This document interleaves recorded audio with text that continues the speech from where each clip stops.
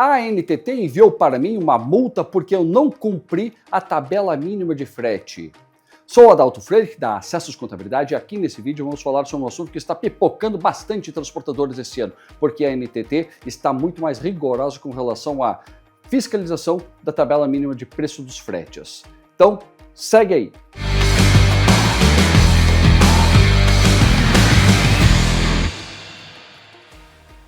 Aqueles um pouquinho mais antigos vão se lembrar que alguns anos atrás nós tivemos uma grande greve geral dos transportadores. E essa grande greve geral, certo, paralisou o Brasil durante uma semana, ficou uma coisa muito estranha no ar, certo? Começou a faltar mercadorias, combustível, as coisas começaram a ficar muito complicadas. Bom, por quê? Porque estamos com problemas na precificação e na remuneração dos grandes motoristas. O Brasil é movimentado por motoristas, pelo sistema de transporte rodoviário. Então, o que aconteceu?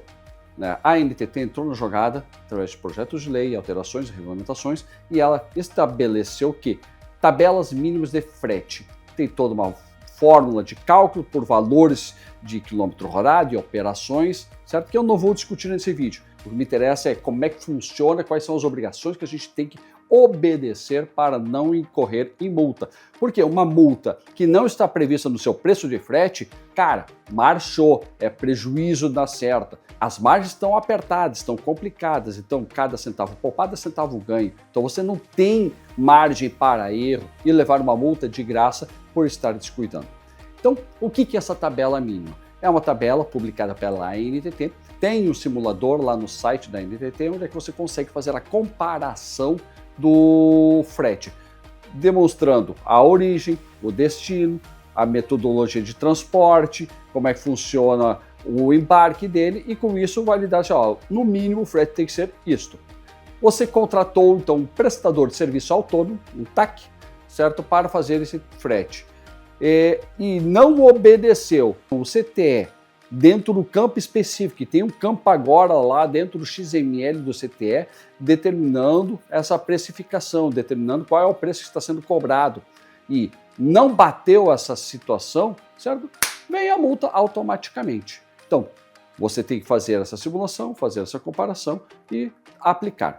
Bom, o que pode acontecer numa multa? Uma multa pode vir de 550 até 10 mil reais por operação. De quem é a responsabilidade? Do embarcador. É o embarcador que tem que observar o cumprimento da tabela. É o que está lá dentro da resolução da ANTT. Então, você, embarcador, contratante da operação, está contratando o frete, os documentos fiscais estão com a devida informação, compare como é que está o preço.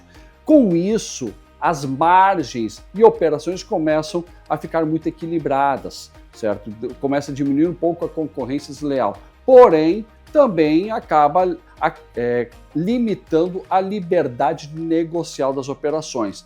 Você tem que então ver como vai fazer as devidas operações, ver sua forma de trabalho, seu modus operandi, para se proteger nessas operações, porque senão, cara, é um computador que está fazendo essa análise. Não é um fiscal que está lá na rua com um caminhãozinho da ANTT, para aqui, deixa eu ver o documento e volto lá. Não, é um computador que vai analisar os documentos fiscais e verificou, não está dentro da tabela, vem a multa. Simples assim. Cara, e muito complicada a defesa, porque a tabela está lá, está pública, a operação está toda dela devidamente discriminada no CTE. Não tem como você justificar uma situação de não incidência. Eles vão te autuar e você vai tomar essa ré. Então, muito cuidado, observe sua operação. E se você tiver dúvida, chame Acessos Contabilidade, está aí para poder te ajudar. Valeu!